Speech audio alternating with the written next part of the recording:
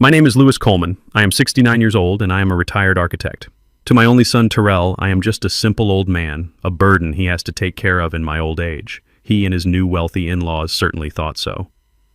I know this because I came home a day early from my trip. I found my wife Diane crying all alone in our living room, but from the kitchen, I could hear my son laughing. He was laughing loudly with his in-laws as they measured my walls, planning to move me and my wife down into the basement. They thought I was finished. They thought I was powerless. They didn't know that the simple old man they were trying to throw away was secretly a multimillionaire, and they didn't know that I had already set the trap for them. Before I continue this story, tell me in the comments where you are listening from. And please like and subscribe if you believe that respect for our elders is non-negotiable. The flight from Chicago had been smooth. I decided not to call. At 69, you don't get many chances to surprise the woman you've loved for 45 years. I pictured Diane's face, that slow smile that still made my heart ache. I turned my key in the lock. The house was quiet. Too quiet. "Diane," I called out, dropping my carry-on bag in the foyer. "I'm home, baby." The only answer was a muffled sound from the living room. I walked in and my good mood evaporated. Diane was curled up on the sofa, the one we bought together in 1985. Her shoulders were shaking. She was crying a deep, painful kind of sob that tore right through me. "Diane, honey, what is it? What's wrong?" She jumped, startled. Her eyes were red and swollen. "Louis, you're not supposed to be home until tomorrow. I took an earlier flight. What happened? Did someone hurt you?" She shook her head, trying to wipe the tears from her face. They're here, Louis. In the kitchen." I froze. As she said it, another sound cut through the silence of the house. Laughter. It was coming from my kitchen. It was my son, Terrell. But he wasn't alone. I heard the sharp, aristocratic laugh of his mother-in-law, Barbara Preston. "Who's here?" I asked, though my stomach already knew the answer. "Terrell," Diane whispered as if she were afraid to say their names. "And Heather. And her parents. They just showed up an hour ago. They're measuring." Measuring. The word made no sense. I left Diane on the sofa and walked down the hall. The laughter got louder. They were comfortable. They were happy. While my wife cried 20 feet away. I stood in the doorway of my own kitchen. The scene in front of me felt like a betrayal. Terrell, my son, was holding one end of a metal tape measure. His wife, Heather, was scribbling notes on a pad. And her parents, Richard and Barbara Preston, were standing by my refrigerator sipping what looked like my good whiskey. "I'm telling you, Richard," Barbara said, swirling the glass. "This entire wall has to go. We can knock it out and put a massive Calicut marble island right here." Richard Preston, a man who always looked like he was smelling something bad, nodded. "Good bones, but the whole thing is dated. Look at this cabinetry. Oak. It's pathetic." Heather laughed. "I know, Daddy. It's awful. But once we get the new appliances in, it'll be fabulous. Won't it, Terrell?" My son, my 38-year-old son, just nodded, his eyes shining with a greedy light I had never seen before. "It's going to be amazing, honey. Absolutely amazing." "Terrell." My voice cut through the air like a razor. Terrell dropped the tape measure. It clattered to the tile floor with a loud metallic crash. "Dad." He went pale. "Dad, what are you doing home? Your flight was tomorrow." "I live here," I said, my voice dangerously calm. "A better question is, what are you doing? And why is your mother crying in the living room?" The Prestons turned to look at me. There was no surprise in their eyes, no shame, just annoyance, as if I were a servant who had interrupted dinner. "Oh, Louis, you're back," Barbara said, taking a delicate sip of my whiskey. "Don't be so dramatic. Diane is just being emotional. We were just planning the remodel." "My remodel?" I asked. Heather stepped forward. She was a tall, thin woman who always dressed in sharp angles, and her personality matched. She put her hand on her hip. "Yes, Dad, we're telling you now. Terrell and I are moving in." I looked at Terrell. He wouldn't meet my eyes. He was staring at the floor like a child who'd been caught. "Moving in, of course," Heather said as if I were slow. "Our apartment is lovely, but it's a rental. This house, well, it's going to be Terrell's anyway. We might as well start making it our own now. It's just practical." I couldn't speak. I looked at the cabinets Henry, my father, had helped me install. I looked at the floor tiles Diane and I had laid ourselves one weekend back in '92. Heather continued oblivious. We'll be taking the master bedroom, of course. It has the ensuite. She gestured vaguely toward the hall. You and Diane can move your things down to the guest room in the basement. It's perfectly comfortable, and honestly, at your age, you don't really need all that space, do you? It'll be much more convenient for everyone. The basement. They were going to move me to my own basement. I felt the blood drain from my face. I had designed this house. I had drawn the blueprints myself. I had hammered nails alongside the construction crew. This wasn't just a house, it was my life's work. And they were talking about it like it was a piece of furniture they could just move. Get out. The words were quiet, but they carried weight. Heather actually laughed. Excuse me, what did you say? I said. I repeated louder this time. Get out of my house. Richard Preston, who had been silent, stepped forward. He was a man used to authority, a man who ran a hedge fund and looked down on everyone else. Now see here, Lewis. Let's not be children. We are family, and we are discussing a practical solution for your situation. My situation. Your age, Barbara chimed in, setting her glass down. Your limited income. Terrell has been very open with us about his finances. We know how much he has to help you out every month. I felt like I'd been punched in the gut. Terrell helped me. I had never taken a dime from my son. Not one. We think it's admirable, Barbara continued, her voice dripping with false sympathy. But it's a burden. And now that he's married to Heather, we are his family too. We've decided to shoulder that burden. We're going to take over this house. We'll handle the bills. We'll handle the maintenance. And in return, Richard added, you and Diane get a safe place to live, downstairs. It's more than fair. I turned to my son. He was still staring at the floor. His silence was his confession. Terrell. He flinched. Look at me. Slowly, his eyes met mine. They were filled with shame, guilt, and something ugly. Weakness. Your wife is crying. I said, my voice shaking with a rage so profound it scared me. These people who I have never invited into my home are drinking my liquor and dividing my house like spoils of war. Tell them to get out. Tell them Terrell, now. This was it. The moment of truth. The moment my son would stand up and be the man I raised him to be. Terrell looked at me. He looked at Heather. He looked at her wealthy, powerful parents. And then he broke. Dad, just listen, he pleaded. Just stop making a scene. You're embarrassing me. Embarrassing him. They're right, Dad. He said the words tumbling out in a desperate rush. This house is too much for you. We can help. You're not getting any younger. We worry about you and Mom all the time. This is the best way. The best way, I whispered. To kick me out of my own bedroom. Dad, stop. He finally yelled, his face red. Just stop it. I am tired of this. I'm tired of worrying about this old house, tired of worrying about your bills, tired of pretending we're not all just waiting. This is my house now. Or it will be. Heather and I are making the decisions. Just accept it. And just like that, the rage was gone. It didn't fade. It vanished. It was replaced by a cold, clear silence in my head. The world sharpened. I saw my son not as the boy I had raised, but as a 38-year-old stranger, a parasite who had just confirmed my deepest, darkest fears. I saw his wife Heather smiling a smug look of victory on her face. I saw her parents looking at me with the detached pity of zookeepers observing an old lion. The son I knew was gone. I see, I said. My voice was perfectly even. I nodded slowly.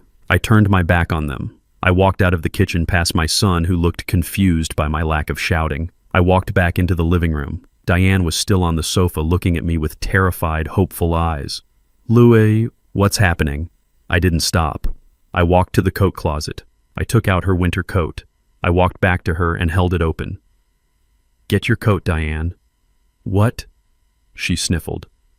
Lewis, what are you doing? We're leaving, I said. My voice was calm. It was the calm of a general who has just seen the entire battlefield and knows exactly where to strike.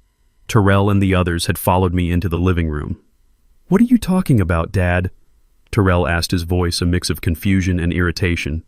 Where are you going? You can't just leave. I helped Diane to her feet, guiding her arms into the sleeves of her coat. She looked at me, her eyes asking 1,000 questions, but she trusted me. She always had. I picked up her small purse from the table. I turned to face my son. I looked at him, at his wife, at her parents. "You said you were taking over," I said. "You said you were making the decisions now." I walked toward the front door. "So take over," I said, pulling the door open. "It's all yours." I guided Diane out onto the porch into the cold night air, and I pulled the door shut behind us. The click of the lock was the loudest sound I had ever heard. It was the sound of an entire life ending and a new one beginning. I didn't call a taxi. I used the black car service I keep on my phone. A dark, spotless Lincoln Navigator pulled up to the curb in less than 2 minutes. Diane was shivering beside me, whether from the cold night air or from the shock I couldn't tell. She looked at the expensive car, then at me, her eyes wide with confusion. "Louis, what are we doing? Where are we going?" "We're going somewhere safe, Diane. Get in." The driver held the door for her. I gave him the address. The Four Seasons, downtown. Diane didn't speak a single word during the entire ride. She just stared out the window, her reflection showing the tear tracks glistening on her cheeks. When we pulled up under the bright, elegant portico of the hotel, she tensed. "Louis, we can't," she whispered, her voice trembling. This place must cost $500 a night. We don't have this kind of money." "It's all right, honey," I said, taking her hand. I walked us to the front desk. The night manager looked up, and his professional smile immediately became one of genuine recognition. "Mr. Coleman, it is a pleasure, sir. We weren't expecting you." "It was a last-minute decision, James," I said. "I need the presidential suite immediately." "Of course, sir. Right this way. We'll have your bags sent up." Diane grabbed my arm, her fingers digging into my coat. "Louis, Mr. Coleman, presidential suite." I just squeezed her hand. "Let's get upstairs first. Then I promise we will talk." The suite was breathtaking. It was larger than the entire first floor of our house. Floor-to-ceiling windows wrapped around the living room, showing the entire city glittering below us like a carpet of diamonds. Diane walked into the center of the room and just stopped. She touched the smooth marble of a side table as if she wasn't sure it was real. "Louis," she said, her voice shaking badly now. "I am scared. What is happening? How do they know you here?" I took off my coat and laid it carefully on a chair. I sat her down on a plush velvet sofa that probably cost more than our old car. "Diane, I need you to just listen for a moment. I have to make a phone call. It is the most important call of our lives." I pulled out my phone. My hands were perfectly steady. The anger from the house had burned away all the shaking, leaving only cold, hard steel. I dialed a number I knew by heart, a number I hadn't called in almost a year. It rang twice in New York. "George Patterson speaking." "George, it's Louis Coleman." There was a sharp intake of breath on the other end of the line. "Louis, it's 3 a.m. here. This must be... is it..." "It's time, George," I said. A heavy silence stretched across the line. "Are you absolutely certain?" George's voice was all business now. "You know what this means. Clause 7B is the nuclear button. It cannot be undone. It means Terrell is..." "I am certain," I said, my voice flat. "He just had his wife and in-laws try to move my wife and me into our own basement. He made his choice. Activate it immediately. I want him cut off by morning." "Consider it done," George said. "I'll need you and Diane in my office as soon as possible. 9 a.m. My team will prepare everything." "We'll be there," I said, and hung up. Diane was staring at me, her eyes wide with a mixture of fear and confusion. "Clause 7B. Cut who off, Louis? You're frightening me. Who is George?" I sat down across from her. I had kept this secret for 40 years to protect her. Now I saw that in protecting her, I had left her defenseless. I owed her the truth. I had owed it to her for decades. "George Patterson," I began, "is my attorney, my real attorney, not the local guy we use for our taxes. George is the head of my estate." "Your estate?" "Diane," I said, taking her cold hands in mine. "I have not been completely honest with you or with Terrell, for a very, very long time. I told her everything. I told her about my architectural firm, how when I retired at 55, I didn't just retire. I had sold the firm. More accurately, I had sold my portfolio of structural design patents to an international conglomerate. I didn't just make enough to live on, Diane. I confessed the old lie, tasting like ash in my mouth. I made a lot. More than I ever knew what to do with. How much, Louis? She whispered. The initial sale was for $24 million. After taxes, I put $20 million of it into a blind trust. I called it the Coleman Family Trust. Diane let out a small strangled sound. 20 million. It's grown since then, honey. George manages it. It's closer to 35 million now. But why? She cried, pulling her hands away. It was a cry of betrayal, not of joy. Why would you hide this, our life? The budgeting, the old car, Terrell. Why, because of Terrell. I said, the sadness of it all finally hitting me. I saw what money did to my partner's kids. It made them soft. It made them entitled. It made them weak. I didn't want that for our boy. I wanted him to work. I wanted him to learn the value of a dollar. I wanted him to be a man, not an heir. So you played poor. I lived simply, I corrected her gently. I gave him everything he needed. His college was paid for by the trust. The down payment on his first apartment, that was the trust. I always told him it was the last of my savings. I truly thought, I was teaching him responsibility. I stood up and walked to the window, looking down at the city. But I was wrong. I wasn't teaching him responsibility. I was just hiding the target. I made him believe I was weak. I made him believe I was simple. I made him believe I was a burden. And he believed it. Diane was silent, trying to process 20 years of lies, trying to reconcile the man she married with the stranger sitting in this palace of a hotel room. So, the house, she finally asked, her voice small. The house they were measuring. The house they are trying to take. I turned to face her. That's the most important part, Diane. The house isn't ours. It never was. What do you mean? I said, feeling the first cold spark of justice, it belongs to the trust. We are just its lifelong tenants. And Terrell, he just tried to evict the landlord.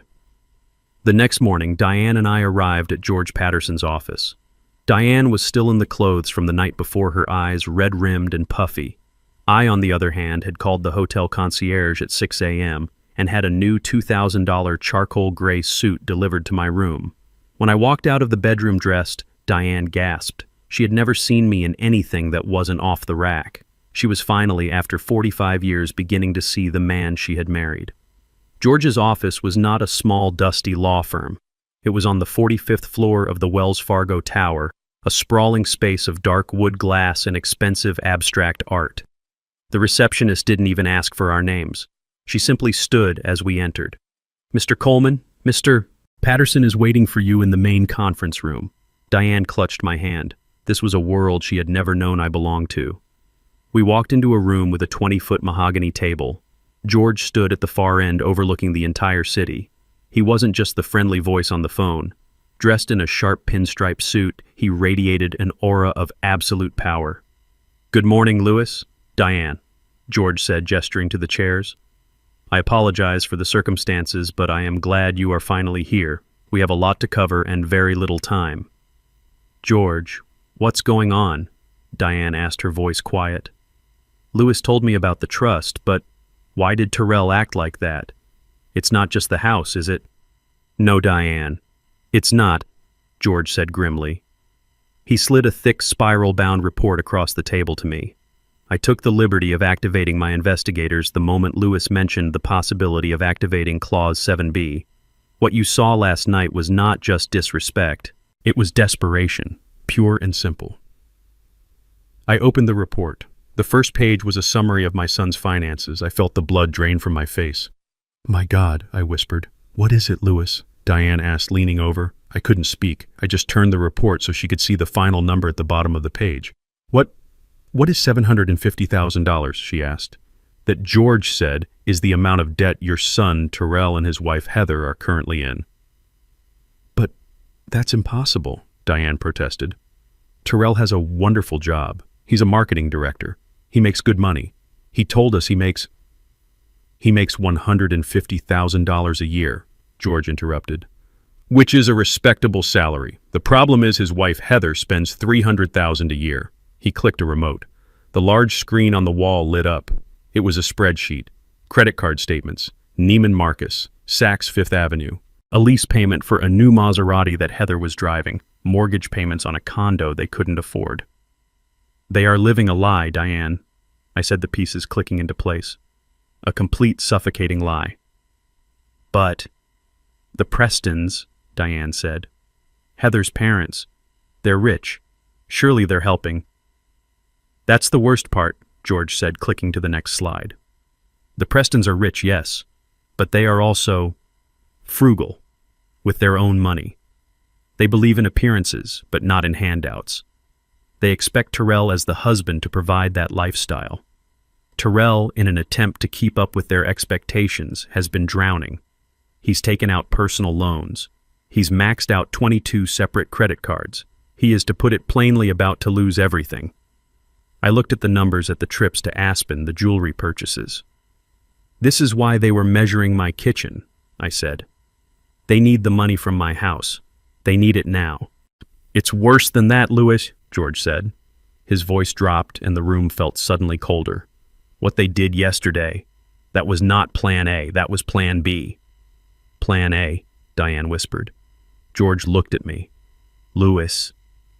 I didn't want to tell you this unless it became necessary, but 3 months ago I received a call from the executive manager at the bank that handles the Coleman Trust. He clicked to a new document. It was a scanned copy of an email. 3 months ago, Terrell Coleman and his father-in-law, Richard Preston, scheduled a private meeting with the bank. They brought a lawyer of their own. They petitioned the bank to have the control of the trust's assets frozen. I stood up from my chair. They did what? They attempted to have you, Louis, legally declared mentally incompetent. Diane let out a small, horrified gasp. They presented a file, George continued, full of anecdotal evidence. How you forget things. How you live beneath your means, which they cited as a sign of senile hoarding. How you refuse to manage your own finances, letting them fall into disarray. But we live simply, Diane protested. That was our choice. It was a choice they tried to weaponize against you, George said. They argued that Louis's refusal to live a life of luxury was proof that he was no longer sound of mind. They wanted the bank to grant Terrell emergency signatory power over the trust to protect his father's assets. They wanted the $35 million. I stated, the ice in my veins spreading. They wanted it all, George confirmed. And the bank, of course, laughed them out of the room. The trust is ironclad. It's designed to prevent exactly this. The bank manager knows you personally, Louis. He knew it was a fraudulent claim, and as per the trust's security protocol, he called me immediately. I sat back down, the weight of the betrayal crushing me. This wasn't just a greedy son wanting a bigger house. This was a cold, calculated, premeditated conspiracy. My son had tried to have me locked away, to have my mind legally erased so he could steal his inheritance. So, yesterday, Diane said, connecting the final piece. Yesterday was Plan B, I finished for her. When they failed to get the trust, they decided to go after the only asset they thought I actually owned, the house. They couldn't get the millions, so they settled for the $500,000 they thought the house was worth. They weren't just moving us to the basement, Louis, Diane said, her voice now hard as steel. They were moving us out of our lives, one way or another. I looked at George. So he did it. He triggered Clause 7B. George Patterson smiled. He triggered it the moment he walked into that bank 3 months ago. Louis, Terrell is already disinherited. He just doesn't know it yet. Diane's hands were shaking, but not from fear anymore. It was rage, a pure, cold rage I had never seen in her. They tried to have you committed, she whispered, her voice low and dangerous. They tried to lock you away. They did, I said, and they failed, so they came for the house. Those vultures, she hissed.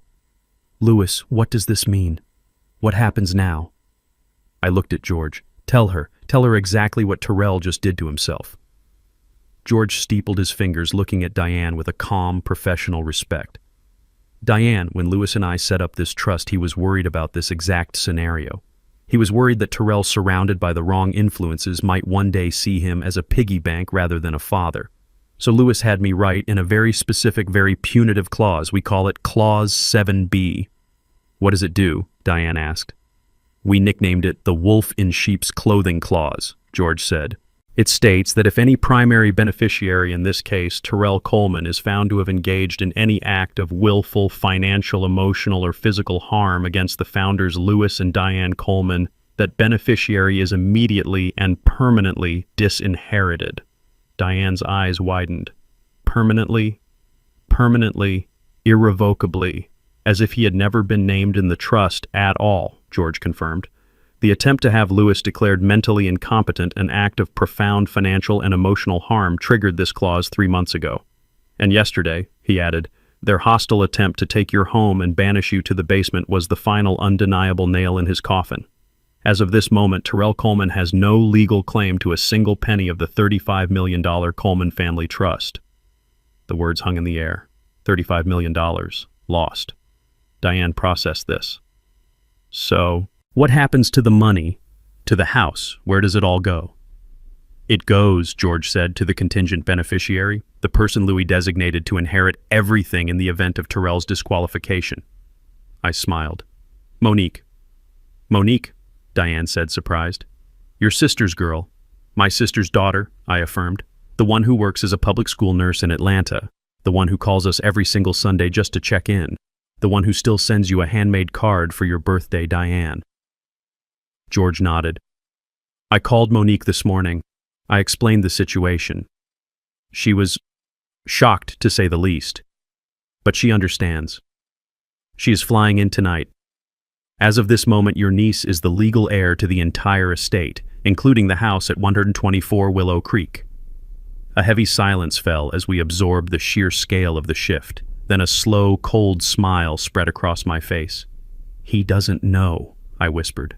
No, George said. He has no idea. He just thinks he's dealing with a tired old man who lives in a house he can steal. They want the house, I said, a plan forming in my mind. They are so desperate for that $500,000 they are willing to destroy our lives for it. So, I said, looking at George, let's give it to them. Diane looked at me. Louis, what are you talking about? The trap, Diane. They set their trap. Now we set ours. George caught on immediately. His eyes lit up. Oh, that is brilliant, Louis. Diabolical and perfectly legal. What are you two planning? Diane asked, her voice a mix of fear and excitement. George leaned forward. Your family. Diane thinks you are weak, old, and senile. They think they've won. They think Louis ran away last night like a scared dog. They are arrogant, greedy, and stupid. We are going to use that arrogance against them. We are going to draft a new document, a transfer of property and care agreement. It will look official, I added. It will say that we, Louis and Diane Coleman, in our frail state, agree to hand over the deed to the house. In exchange, George continued, for Terrell and Heather assuming all responsibility for our care. They won't be able to sign it fast enough, but the fine print, Diane, the fine print will be a work of art. What will it say?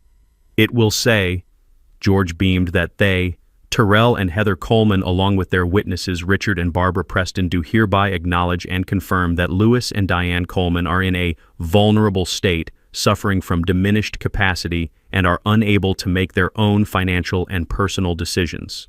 It will state that they are willingly and knowingly assuming control of all assets for this reason. It's not a transfer, it's a confession. A signed, witnessed, notarized confession of conspiracy and elder abuse. My heart was pounding now, not with fear, but with a cold, righteous fury. It's perfect, I said. They'll be so blinded by the prize they will sign their own death warrant. Let's do it, Diane said, her voice firm. I picked up my phone. My hand was steady. I dialed Terrell's number. He answered on the first ring. He must have been staring at his phone, panicking. Dad! Dad! Where are you, Mom? Is she okay? We've been so worried. His voice was a perfect imitation of a concerned son. It made me sick. I let out a long, weary sigh. I made my voice tremble. Terrell. Son. Dad. What's wrong? Your mother and I, we're at a lawyer's office. I said, playing the part of a broken, defeated man. We've been talking all night, and maybe you're right, son. I heard a sharp intake of breath on his end. Silence. What do you mean, Dad? He asked, his voice cautious, not daring to hope. We're old, I said, letting my voice crack. Diane is a wreck. I can't fight this anymore. You said you'd take care of us. You said you'd handle everything. The house, it's too much. Oh, Dad, he breathed. The relief in his voice was disgusting. Yes, of course, we'll take care of everything. You're doing the right thing, I promise. Good, I said. Then, I need you to come down to the lawyer's office, George Patterson, in the Wells Fargo Tower. I want to sign the house over to you, officially. Let's just get this over with. There was a pause. I could almost hear the gears turning in his head, the greed overwhelming any tiny speck of caution. You're serious, he whispered. You'll sign the house over today. Yes, I said. 2 p.m. Bring Heather, and bring her parents. They seem to be involved. I want everyone here as witnesses, so it's all legal. Yes, Dad, absolutely. His voice was bright, triumphant. We'll be there 2 p.m. Don't you worry about a thing. We'll take care of you from now on. I know you will, son, I said. I know you will. I hung up the phone. I looked at Diane, her face pale but resolute. I looked at George, who was already dictating the terms of the agreement to his assistant. He's hooked, I said. George smiled. The trap is set. At precisely 2 o'clock in the afternoon, the heavy glass doors of the conference room swung open. My son Terrell and his wife Heather entered first. They were followed closely by her parents Richard and Barbara Preston. They were not the same people from the night before. They had gone home showered and dressed for what they clearly believed was their coronation day. Terrell wore his most expensive-looking suit, a navy blue one I'm sure was bought on credit. Heather was in a bright white pantsuit looking like a triumphant CEO about to close a major deal. Barbara Preston was dripping in gold jewelry, her smile sharp and predatory. Richard just looked smug, as if he had personally orchestrated this entire victory. Dad, Terrell said, walking over and placing a hand on my shoulder. His hand felt heavy, proprietary. I'm so glad you're seeing reason. This is for the best, for everyone. Heather glided over to Diane. Mother Diane, she said, her voice dripping with fake honey. You look so tired, poor thing. Don't you worry. From now on, we'll handle everything. You won't have to lift a finger. You won't regret this. Let's get this over with, Richard Preston announced, pulling out a chair at the head of the table as if he owned the place. We have celebratory dinner reservations at 7. George Patterson, ever the professional, gestured for them to sit. Thank you all for coming on such short notice. As Mr. Coleman expressed to his son, he and Mrs. Coleman have had a long night of discussion and have come to a significant decision. He slid 4 thick, professionally bound documents across the polished mahogany table. This, George said, is the care and property transfer agreement. It's a comprehensive document. Heather's eyes were practically glued to the cover sheet. She was vibrating with impatience. Let me summarize the key points. George continued, his voice a calm, legal monotone. The agreement states that Mr. and Mrs. Lewis Coleman, the founders, agree to transfer the full deed and title of the property at 124 Willow Creek to Mr. and Mrs. Terrell Coleman. Heather let out a small, sharp sigh of relief. In exchange, George went on, Mr. and Mrs. Terrell Coleman agree to provide comprehensive lifetime care for the founders.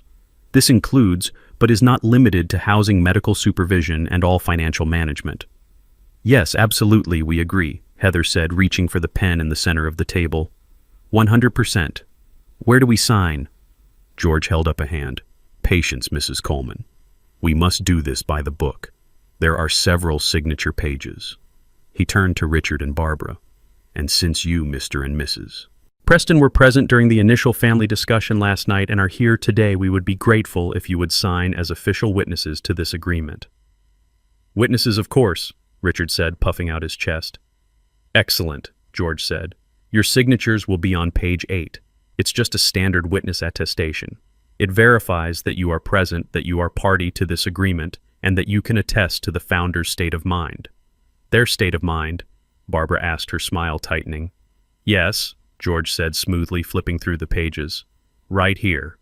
By signing you attest that you have personally observed and agree that Louis and Diane Coleman are now in a state requiring dedicated supervision and are making this decision based on their acknowledged inability to manage their own affairs.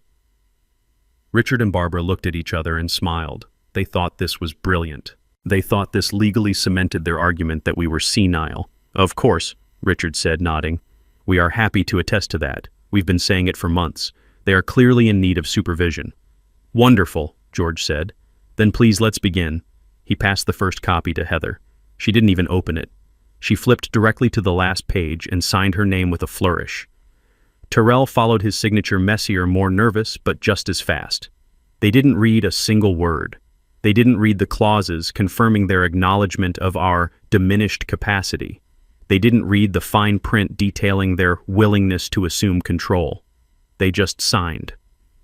Then George passed the next two copies to Richard and Barbara. They too flipped to page 8 and proudly signed their names as witnesses legally attesting to our incompetence. Finally, George slid the last copy to me and Diane. I looked at Diane. Her hand was steady. She picked up the heavy, expensive pen. She signed her name. Then I signed mine. George gathered all 4 copies, stacking them neatly. Well, he said, tapping them on the table, that seems to be everything. Heather stood up, beaming. She clapped her hands together once. Perfect. Well, that's that. Tyrell, darling, we need to call the contractors. They can start on the master bedroom tomorrow. She turned to me. Dad, Mom, we'll help you start packing your things for the basement as soon as we get home. It will be so much cozier for you down there. Tyrell looked relieved, as if the weight of the world, or at least $750,000 of it, had been lifted from his shoulders. I let the silence hang for a moment. I watched them bask in their victory. I saw the greed, the relief, the sheer, unadulterated arrogance. I let them enjoy it for a full 10 seconds. Then I looked at George. He nodded. Actually, I said, my voice clear and strong, cutting through Heather's happy chatter. We're not quite finished yet. Heather's smile faltered. What do you mean we signed everything? You did, I agreed. But there's just one small logistical problem with the document you just signed. A minor detail, really. Richard Preston narrowed his eyes. What detail? I leaned forward. The house. I don't actually own it. Heather's triumphant, beaming face was a picture of pure greed. Richard Preston looked smug. He felt he had just successfully brokered the deal of a lifetime, securing his daughter's future by helping to dispose of her inconvenient in-laws. Actually, Mrs. Coleman, you are not quite finished yet, George said. His voice had changed. The friendly, accommodating tone was gone. In its place was a sharp, cold precision, the voice of a lawyer who was no longer negotiating but dictating. Heather, who was already turning toward the door, stopped. What do you mean, we signed the papers? It's done. I mean, George said, there is a small technical problem with the care and property transfer agreement you just signed. Richard Preston let out an impatient, condescending sigh. What problem? It's a standard transfer agreement. I'm a lawyer myself, Patterson, or at least I was. I know how these things work. Do you now? George asked, raising an eyebrow. Yes, Richard said dismissively. We checked the county records before we even came here. The property at 124 Willow Creek is registered to Louis Coleman. He just signed his rights over. It's finished. Let's go. George Patterson smiled. It was not a nice smile. It was the smile of a hunter who had just watched the wolf walk right into a steel trap. That's where you are fundamentally wrong, Mr. Preston. You checked the public records. But you didn't, or rather couldn't, check the trust records. You see, Mr. Coleman's name is indeed on that deed, but it's listed only as the trust manager. The air in the room crackled. Tyrell, who had been looking relieved, now looked confused. What are you talking about? What trust? The actual legal and indisputable owner of that property, George continued, and has been for the past 20 years, is the Coleman Family Trust. The what? Heather's voice was a high-pitched squeak. The Coleman Family Trust, I said, speaking up for the first time since they had entered. My trust. The one I established in 2005, right after I sold my company. Tyrell looked at me, his face a mask of total blank confusion. You have a trust? What? Like a small bank account for retirement? No, son. I said, leaning forward. Not like a small bank account, like all the bank accounts. Barbara Preston let out a short, ugly laugh. A trust. Don't be ridiculous. You live in that sad little house. You drive that 10-year-old car. You're just a retired architect. What could you possibly have in a trust? A few $1,000s, this is a pathetic waste of our time. I looked at Barbara. I let her arrogance, her complete and total misjudgment hang in the air. I let her feel superior for one last glorious second. George, I asked, my voice calm, what is the current valuation of the Coleman Family Trust? George looked down at a different folder, a thick one they had not seen before. As of this morning's market open, Mr. Coleman, the trust's liquid and fixed assets are valued at $35,421,000 and change. The silence that followed was so profound I could hear the faint hum of the air conditioning. I could hear Diane let out a shaky breath beside me. She knew, but hearing the numbers said out loud in this room was still a shock. Terrell just stared at me. His mouth opened, then closed. No sound came out. Richard Preston's smug, fleshy face dissolved. He looked like he had been physically struck. 35 million. But the most beautiful reaction, the one I will treasure, was Heather's. Her face went through a rapid, spastic series of emotions. First complete confusion, then total disbelief, then a wild, ecstatic, all-consuming joy. Her eyes lit up like a Christmas tree. 35 million, she breathed, looking at Terrell, her voice trembling. Baby, we're rich. She actually started to laugh, a high-pitched, hysterical sound that was half sob. He has $35 million. Oh my God, Terrell, we're rich. She launched herself at Terrell, who was still paralyzed, throwing her arms around his neck. We're rich. We don't need the stupid house. Who cares about the house? We get the trust. She pulled away from him and turned to me, her entire demeanor changing in an instant. The fake honey was gone, replaced by a frantic, desperate, clawing adoration. Dad! Oh, Dad, I mean Louis. I knew it. I always knew you were special. I always told Terrell your father is such a dignified man, so wise. Stop. My voice was cold. It cut through her hysterical rambling and stopped her mid-sentence. What? She asked, her smile faltering. You're not rich, I said. He's not rich. You get nothing. She froze. What? What do you mean, Terrell? He's your son. He's the beneficiary. He was, I said. But the agreement... Heather stammered, pointing frantically at the documents on the table. We signed. We have a deal. Ah, yes, George Patterson said, picking up the stack of papers they had so eagerly signed. He held them up. The Care and Property Transfer Agreement. Thank you for this. It is an incredibly valuable document. Heather looked at her father, confused. See, it's valuable. Oh, it is, George agreed, but not as a transfer of property. As I said, that part is completely void, since Louis doesn't own the house he was transferring to you. No, this document is valuable as a confession. Richard Preston's face went from pale to a sickly gray. He finally understood. A confession, Terrell whispered. Yes, I said, looking right at my son. You, your wife, and your in-laws have just signed a legally binding document attested to by witnesses stating that you all believe I am mentally incompetent, that you believe I am suffering from diminished capacity, and that you are conspiring to take control of my assets based on that belief. You just handed me all the proof I will ever need for a court of law. Terrell stared at the papers, then at me, and then at George. The color was draining from his face, only to be replaced by a dark, ugly flush of anger. So, what? He suddenly shouted, slamming his flat palm on the mahogany table. The sound made Heather jump and Diane flinched. So what? It's a stupid piece of paper. It's a trick. It doesn't mean anything. He turned his wild eyes on me, his voice pitching higher, cracking with panic. You can't do this. I am your son. I am your only son. I am the beneficiary. That trust, that $35 million, it's mine. You can't just take it away from me. He can't. Right, Richard, tell them. He was looking at me, but he was pleading to his wife, to his in-laws, trying to reassure them, trying to reassure himself. It's my birthright. You were the beneficiary, Terrell, I said. My voice was quiet. The calm in the room seemed to terrify him more than any shouting could. You were the beneficiary right up until 10:15 a.m. on Tuesday, August 12th, 3 months ago. Terrell froze. I don't know what you're talking about. Don't you? I asked. August 12th, a meeting at the First National Trust Bank. You, your father-in-law Richard here, and a lawyer from his firm. Does that ring a bell? Terrell's face went slack. He looked like he had been shot. How did you know about that? The bank? They said it was a confidential inquiry. They called me.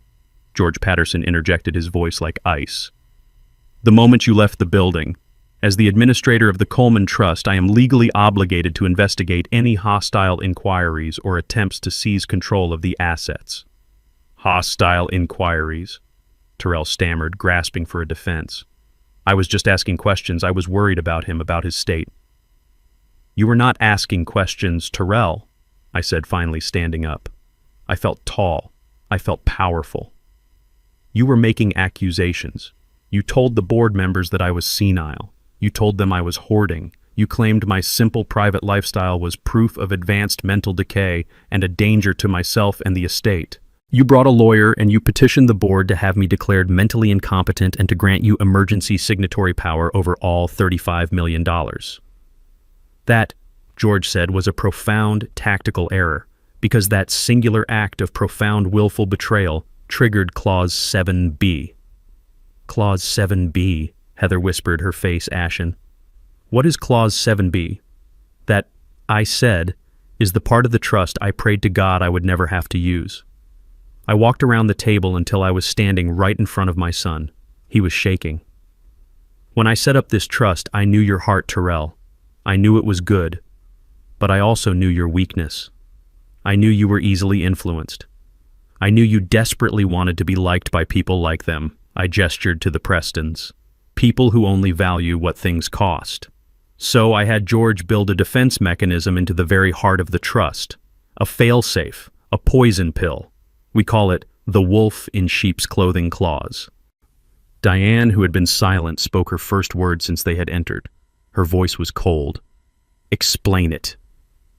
It states, I said, looking directly into Terrell's terrified eyes, in very simple, ironclad legal terms, that if the primary beneficiary, Terrell Coleman, or any person acting in concert with him, like his wife or his in-laws, is found to have committed willful financial, emotional, or physical harm against me or your mother, that beneficiary is immediately, automatically, and permanently disinherited, as if he had never been named in the first place. Permanent, Diane echoed. It was a judgment. The moment you sat in that bank and tried to have me erased from my own life, Terrell, I said you erased yourself from my legacy. You get nothing. Not the house, not the savings, not a single penny of the trust. Not now, not ever. The words settled in the room like dust. Richard Preston was the first to react, sputtering, his legal mind grasping for a loophole. This is outrageous. It's coercion. It's a contract of adhesion. It won't stand up in court. We'll fight this. George Patterson actually chuckled. A cold, dry sound. Fight it with what, Mr. Preston? It already has stood up. The trust was vetted against this exact challenge by 2 federal courts when it was drafted. It is ironclad. Your client disqualified himself 3 months ago with his own actions. George held up the stack of papers they had just signed. And to make matters worse, he and all of you just signed a full notarized confession admitting to the very acts that disqualify him. The game is over. You lost. And that was when Heather understood. The house was nothing. The $35 million, the fantasy, the entire reason she was in this room, the entire basis of her marriage. It was all gone. It had never been hers. She looked at Terrell, her face a mask of pure reptilian hatred. You idiot, she hissed at him. You failed. And then her eyes rolled back in her head and she collapsed, sliding gracelessly out of her expensive chair and onto the Persian rug in a dead faint. Heather was still on the floor, propped up on one elbow. Her expensive white pantsuit was smudged with dust from the rug. Richard and Barbara Preston were frozen in their chairs, their faces a sickly shade of gray, looking like statues in a museum of their own arrogance. Terrell, my son, was the only one moving. He was shaking his head over and over as if he could physically deny the words he had just heard. He ignored his fainted wife. He ignored his stunned in-laws. He only looked at me, his eyes wide with a desperate childish panic. "No," he whispered. "No. If not me, then who?" His voice cracked. "Who gets it? Who gets the house? Who gets everything? It doesn't just disappear, does it?" He looked around the room as if the $35 million was a physical object, a trophy that had been promised to him, and he was terrified it had just vanished. I didn't answer him. I didn't have to. I simply turned my head and nodded to George. "George, I believe our other guest is waiting. Would you please ask her to join us?" George pressed a small button on the conference room intercom. "You can come in now, Monique." The side door, the one leading to George's private office, opened. A young woman walked in. She was about 30 years old, wearing simple blue nurse's scrubs. Her hair was pulled back in a practical ponytail, and her face was kind but etched with a deep sadness. It was my niece, Monique, my sister's daughter. Terrell's head snapped toward her. His confusion instantly curdled into a new, raw, burning rage. "Monique, what the hell are you doing here? This is a private family meeting. Get out." On the floor, Heather had managed to sit up. Her hair was a mess and her makeup was starting to run. She saw Monique and her face twisted in contempt. "The nurse. What is she doing here? Is she here to check on our blood pressure? Get her out." Monique stopped a few feet from the table. She looked at Terrell, not with anger, but with a profound, steely pity. "Hello, Terrell. I'm here because Uncle Lewis and Aunt Diane asked me to be." "She is here," George Patterson said, his voice cutting through the tension, "as the contingent beneficiary of the Coleman Family Trust." Terrell just stared. The what?" "As of 9 a.m. this morning," George continued, "upon your legal and permanent disqualification under Clause 7B, the status of primary beneficiary was dissolved. As per the Trust's bylaws, all assets, rights, and titles transfer immediately to the contingent beneficiary. In this case, Ms. Monique Johnson." George looked at Monique and nodded. "As of 9 a.m. This morning, Monique is the sole heir to the entire $35 million estate." The silence in the room was absolute. Heather, still on the floor, made a small choking sound. Richard Preston looked like he was having a heart attack. Terrell just shook his head, a wild, broken laugh escaping his lips. "Her? You're giving it all to her, a part-time nurse from Atlanta. This is a joke. This is the sickest joke I have ever heard." "It is not a joke, Terrell," Monique said. Her voice was quiet, but it filled the room. She stepped forward and placed a single crisp legal document on the table directly in front of him. It landed with a soft, final thud. "What is this?" Terrell whispered, afraid to touch it. "As the new legal administrator for the trust," Monique said, "which as you now know is the sole owner of the property at 124 Willow Creek, this is a formal legal notice of eviction." Heather scrambled to her feet, her white suit now rumpled and pathetic. "Eviction, you can't evict us. That's our house."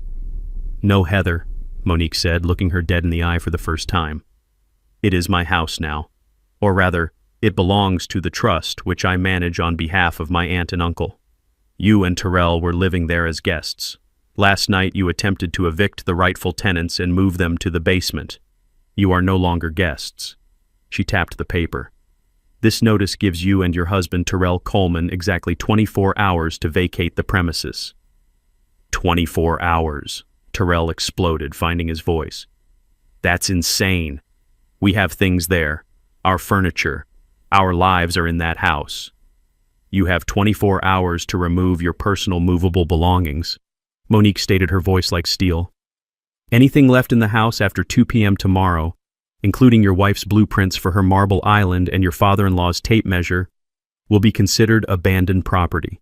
It will be immediately liquidated and the proceeds donated to a charity for the elderly. The locks on all doors will be changed at 2:01 p.m. tomorrow."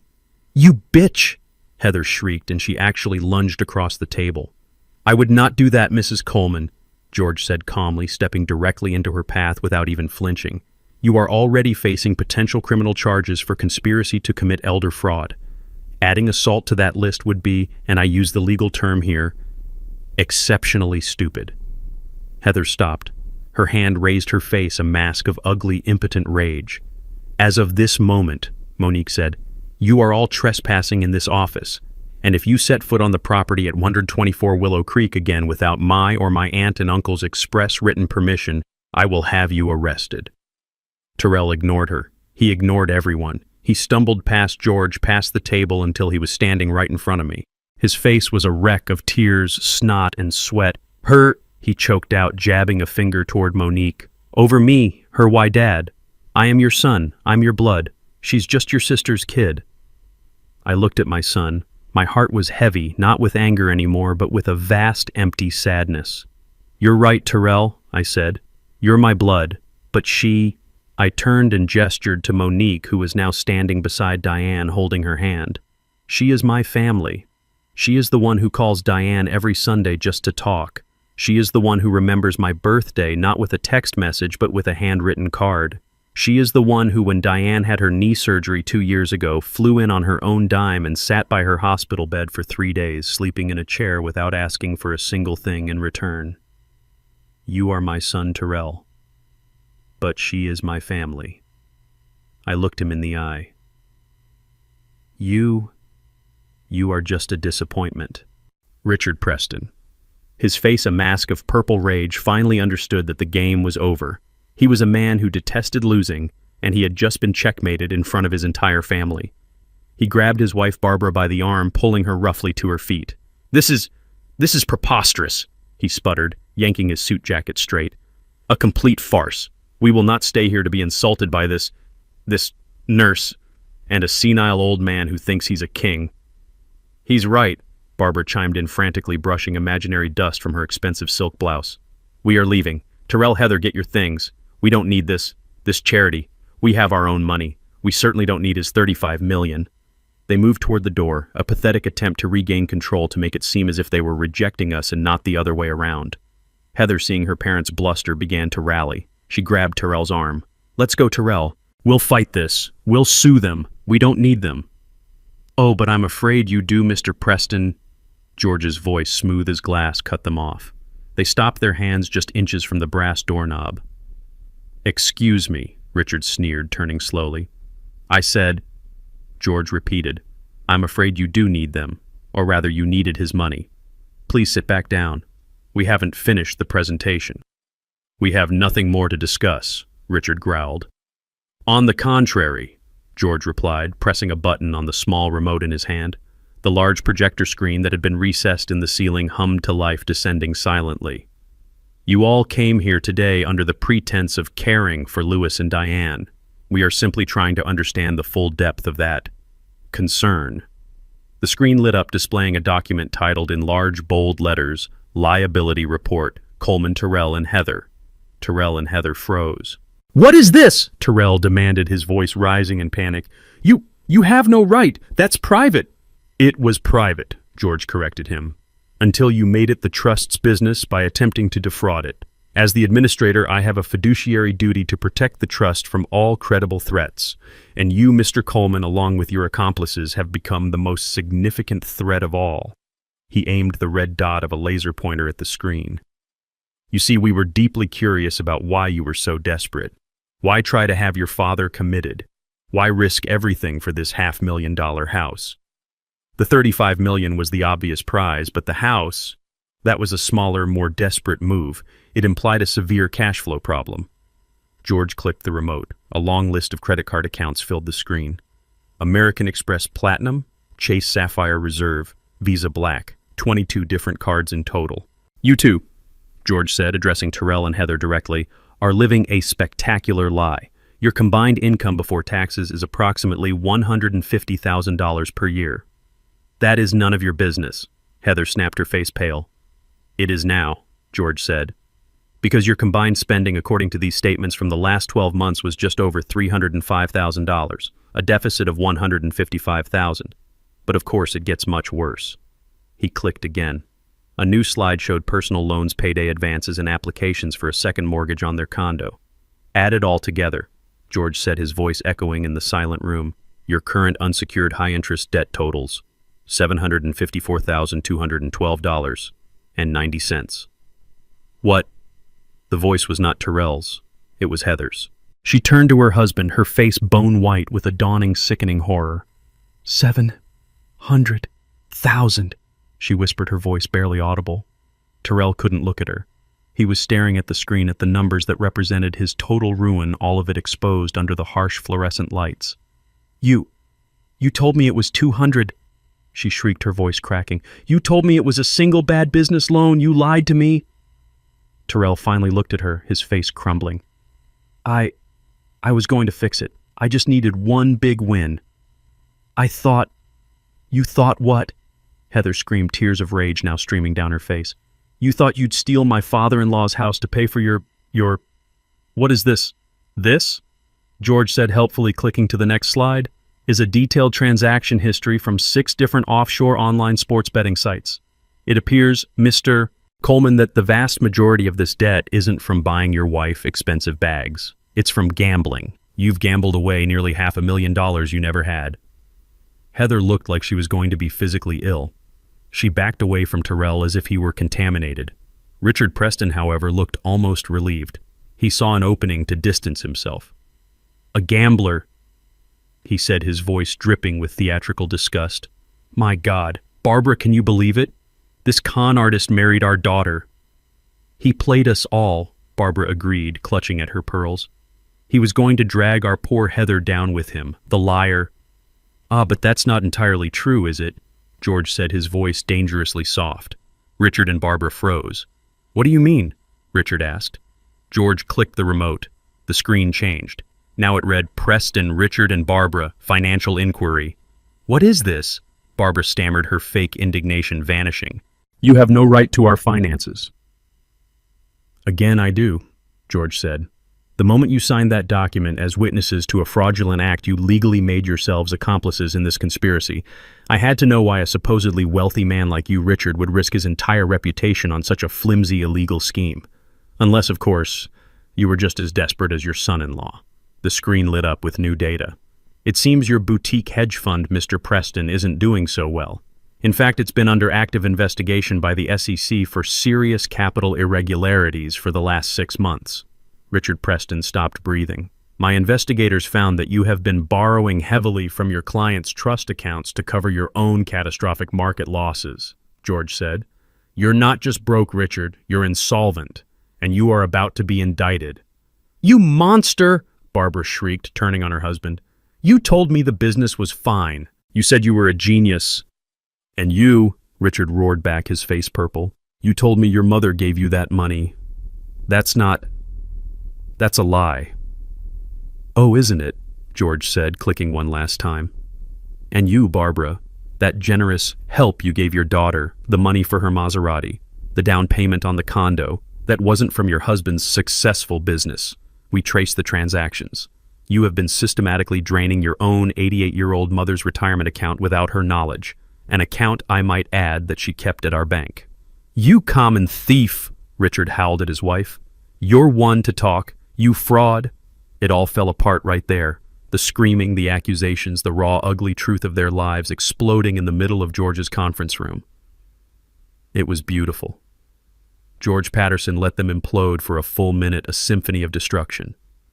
Then he cleared his throat. It seems, he said, turning off the screen, plunging the room back into a heavy silence, that you weren't a healthy family trying to help an old man. You were a house of cards already collapsing, and you were all trying to use Louis and Diane as your foundation. The meeting is over. The heavy silence in the room stretched for a full 10 seconds. It was broken by Heather. She hadn't fainted. She had been calculating. She slowly, very slowly got to her feet, her face pale, her eyes fixed on my son Terrell. You, she whispered. Her voice was no longer sweet or faked. It was a low reptilian hiss. You lying, worthless, fraud. Terrell, who was still staring at the blank screen where his $35 million had just vanished, flinched. What, Heather? I didn't lie. I thought... You thought... She shrieked, her voice suddenly climbing into a hysterical register that made everyone wince. You thought... You told me your family was old money. You told me your father was modest and eccentric. You told me this house was just the beginning. I was trying to give you what you wanted, Terrell yelled back, his desperation finally finding an outlet in anger. I was trying to keep up. Who was the one who needed the Maserati, who had to have the condo in the city, who spent $10,000 on a single handbag last week? Because you told me we could afford it, she screamed, taking a step toward him, her hands clenched into fists. I was trying to make it work. I was managing it. Barbara Preston, who had recovered from her own shock, stood up. Her voice was dripping with venom. You call $750,000 in gambling debts managing it. You are a degenerate, Terrell. You married our daughter under false pretenses. You are a common con artist. Oh, I'm the con artist. Terrell laughed a high, broken, terrible sound. Your husband is a crook. He's about to be indicted by the SEC, and you? He jabbed a finger at Barbara. You stole from your own 88-year-old mother. You're a pack of hypocrites, a family of vampires. Richard Preston let out a roar and lunged across the table. You ungrateful little, I'll kill you. Gentlemen. George Patterson's voice was not loud, but it cut through the chaos like a whip. He stood between Richard and Terrell. That is enough. The room fell silent again, the air vibrating with raw hatred. This, George said, gesturing to the four of them with complete disgust, is a place of business. It is my office. You will not turn it into a whatever this is. The meeting, as I stated before, is over. The trust is secure. The documents are signed. Now I must insist that you take your family disputes elsewhere, immediately. Heather wasn't looking at her parents. She wasn't looking at George. She was just staring at Terrell, and I could see the final cold calculations clicking into place behind her eyes. This wasn't just anger anymore. It was grief. But she wasn't grieving the man. She was grieving the money. So that's it. Terrell whispered, his voice hollow. He saw it too. It was always just the money. Heather, busy gathering her expensive purse, ignored him. You never loved me, Terrell said a little louder. You loved this. He gestured around the opulent office. You loved the idea of this, the 35 million. Heather finally stopped. She turned to face him. Her face was cold, composed, and stripped of all emotion, all the fake love, all the honeyed words. Well, he was rich, she said, her voice flat. And you were too stupid to even inherit it correctly. You couldn't even manage that one simple thing right. That was the bullet. I watched my son absorb it. I saw the last spark of the weak, desperate boy who had tried so hard to please her just die. He straightened up. He looked at her, truly looked at her as if for the very first time. You are a monster, he whispered. Heather just laughed, a short, ugly, humorless bark. No, Terrell, I'm just practical. And you turned out to be a very, very bad investment. She turned to her parents. Let's go. I need a drink. I need to call my lawyer. Wait, Terrell said. She turned back, her face a mask of irritation. What now? Are you going to beg? It won't work. Terrell slowly, deliberately held up his left hand. You forgot this. He twisted the simple gold wedding band off his finger. It was my own father's ring, the one I had given him when he told me he was getting married. He looked at it, then threw it on the polished floor. It skittered across the mahogany and came to rest right at her designer shoes. I'm divorcing you, he said. Heather looked down at the ring. Then she looked back at him. She laughed again, that same horrible, brittle laugh. Divorce me. You can't afford to divorce me, you fool. I'll take... Wait. She stopped. The final, terrible realization hit her. There's nothing to take. Exactly, I said from my chair. Heather's face crumpled. The last shred of her composure shattered into pure, unadulterated fury. She ripped the massive, glittering diamond ring, the one he had bought her with a fraudulent loan, off her own finger. Fine, she screamed. You want it? Have it. She didn't throw it on the floor. She threw it directly at his face. Terrell ducked, and the ring, worth a fortune he never had, hit the glass conference room wall behind him with a sharp tink. I would rather go home and live with my criminal parents. She spat, her voice thick with venom. Than spend one more second breathing the same air as a broke, pathetic failure like you. She grabbed Barbara's arm. Let's go. I'm calling my lawyer. I want an annulment. Barbara, looking completely defeated and 10 years older, let her daughter pull her from the room. Richard Preston was the last to leave. He didn't look at his wife or daughter. He stopped at the door, turned, and looked right at me. His eyes were cold dead and full of a hatred that was almost tangible. You, he growled, his voice low, you enjoyed this.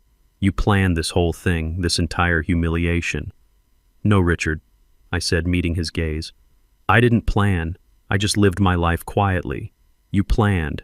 You conspired. You were the ones who were arrogant. I just had a better emergency exit. He stared at me for a long, terrible moment, the promise of future battles hanging in the air between us. Then he turned and followed his family out of the office, pulling the heavy door shut behind him. The sound of the latch clicking into place echoed in the sudden, profound silence. The heavy glass door clicked shut, and the room was plunged into a sudden, thick silence. The echoes of Heather's screaming and Richard's threats seemed to be sucked out of the room, leaving a vacuum. They were all gone. The Prestons with their fake wealth and real cruelty. Heather with her venom and her ambition. They had vanished like a bad dream. The only one left was Tyrell. He hadn't left. He couldn't. He was a heap on the floor by the conference room door, a 38-year-old man in a rumpled suit sobbing into his hands. He was a man who had just lost his wife, his in-laws, his house, and a $35 million fortune, all in the span of 15 minutes. He was completely, utterly, and finally alone. Diane let out a long, shaky breath and sat down heavily in her chair. Monique, my niece, moved quietly to stand behind her, placing a comforting hand on her shoulder. George Patterson. My lawyer showed no emotion at all. He walked calmly back to the head of the table. He picked up the signed 10-page care and property transfer agreement, the confession, and tapped it neatly against the table. He placed it carefully into a new unmarked folder. Tyrell didn't move. He just knelt on the expensive rug, his shoulders shaking with these awful, gasping, choked sobs. They were the sounds of a child who finally understands far too late that he is in terrible, irreversible trouble. I wanted to feel something, pity, anger, anything, but I just felt empty. I felt a vast, aching sadness for the boy I had raised and the man he had failed to become. I let him cry for a long, heavy minute. He needed to feel the absolute bottom of the pit he had dug for himself. Finally, George cleared his throat. Mr. Coleman. Tyrell flinched at the formal name. He slowly, painfully pushed himself up from the floor. His face was a wreck, red and swollen, his suit stained with his own tears. He looked at George, his eyes wild with terror. Please, Tyrell whispered. His voice was hoarse. Just let me go. I'll leave. I'll go to a motel. I won't bother you again. I have nothing. It's over. George Patterson stared at him, his face impassive. You are mistaken, Mr. Coleman. You still have a great many things. Tyrell looked confused. What? You have criminal liabilities, George stated. Tyrell's head snapped up. What are you talking about? It's over. It's a family matter, an inheritance thing. You won. You took it all. This was never a meeting about an inheritance, Tyrell, George said, his voice dropping, becoming the sharp, clinical voice of a prosecutor. This was a meeting to finalize the evidence against you. You seem to be under the impression that this ends here. It does not. It ends in a courtroom. Evidence for what? For what? George actually pulled a new yellow legal pad from his briefcase and clicked his pen. Let's list them, shall we? First, he said, conspiracy to commit felony elder fraud. You, your wife, and your in-laws conspired to deprive your parents of their legal property by making fraudulent claims of mental incompetence. He held up the stack of papers they had all signed. A charge to which you have all very helpfully just confessed to in writing, with witnesses. Tyrell began to shake, a visible tremor that started in his hands. No, we just thought... Second. George continued writing on the pad. Attempted wire and bank fraud, a federal offense. 3 months ago, you and Richard Preston personally petitioned the First National Trust Bank to gain control of the Coleman Trust's assets, making false claims about your father's mental state. The bank's security footage is excellent. The manager's testimony is even better. I was just worried about him, Tyrell pleaded. Third, George went on, ignoring him. Forgery. attempting to access bank funds using what you believe to be your father's authority. And finally, my personal favorite, felony elder abuse. You intentionally and systematically inflicted profound emotional and mental distress on your parents, both citizens over the age of 65, for the explicit purpose of financial gain, in this state that carries a mandatory minimum prison sentence. The word hung in the air. Prison. Terrell's face went from pale to a sickly greenish white. He wasn't crying anymore. He looked like he was going to be sick. Jail, he whispered, his voice cracking. You're talking about jail. I'm talking about prison, Terrell. George said, his voice like ice. Men like Richard Preston, white-collar criminals, they get prison. But men like you who gamble away $750,000 and then try to defraud their elderly parents to cover it up, judges are not kind to men like you. Terrell's legs buckled and he collapsed back into the nearest chair. He didn't look at George. He didn't look at Diane. He turned his wide, terrified, pleading eyes to me. Dad, he choked out. Dad, please. You wouldn't. He stumbled out of the chair and fell to his knees in front of me. He grabbed the legs of my new suit. Dad, please, you wouldn't send your son to prison. You wouldn't do that. It was Heather. It was her parents. They put those ideas in my head. They told me it was normal.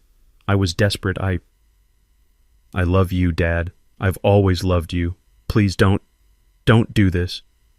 I looked down at the 38-year-old man sobbing at my feet.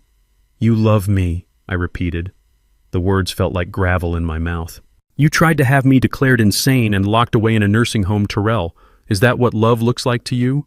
You stood in my kitchen in my house and you told me I should just accept being moved to the basement.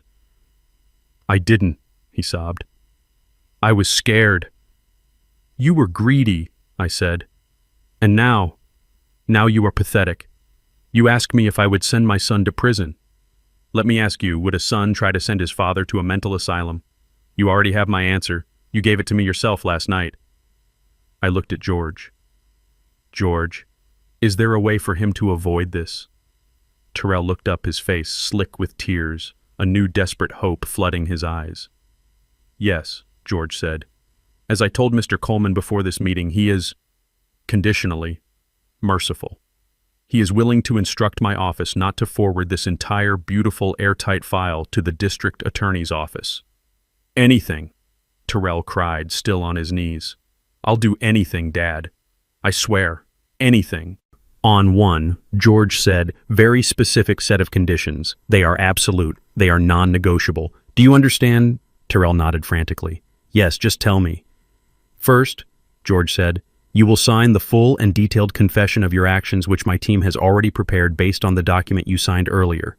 Second, you will sign the divorce papers we are drafting right now, citing irreconcilable differences and waiving all claims to any community property present or future.